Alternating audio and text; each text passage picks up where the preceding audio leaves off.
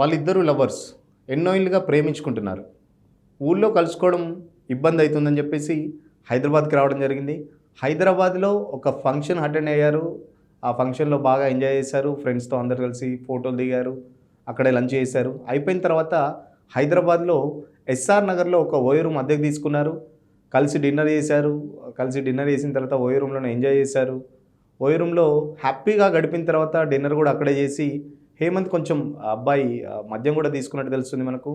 మద్యం తీసుకున్న తర్వాత ఉదయం 2 గంటలకు వాష్‌రూమ్ వెళ్ళిన హేమంత్ ఎంతకు బయటికి రాకపోవడంతో అనుమానం వచ్చిన యువతి డోర్ కొట్టి చూసింది.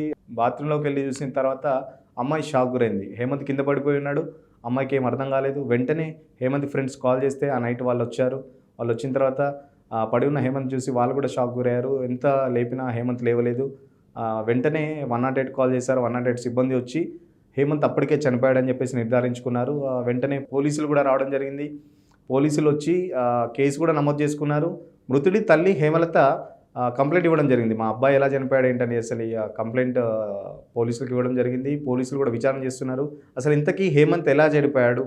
గుండెపోటుతో చనిపోయాడా? లేకపోతే ఇంకా ఏ కారణాలు ఉన్నాయని పోలీసులు విచారణ చేపడుతున్నారు. మహబూబ్ నగర్ జడ్చర్ల జిల్లాకు చెందిన హేమంత్ తను లోకల్‌గా చిన్న బిజినెస్ చేస్తుంటాడు.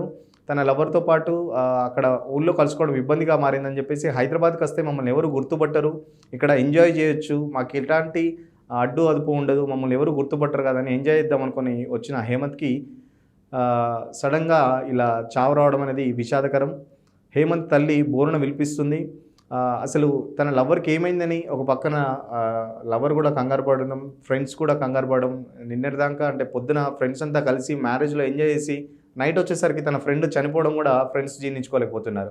ఓయో రూమ్‌కెళ్ళి ఎంజాయ్ చేద్దాం అనుకుని వెళ్ళిన లవర్స్ ఆఖరికి చాలా దీనగాథలాగా చాలా చివరికి చాలా సాడ్ ఎండింగ్ జరిగింది.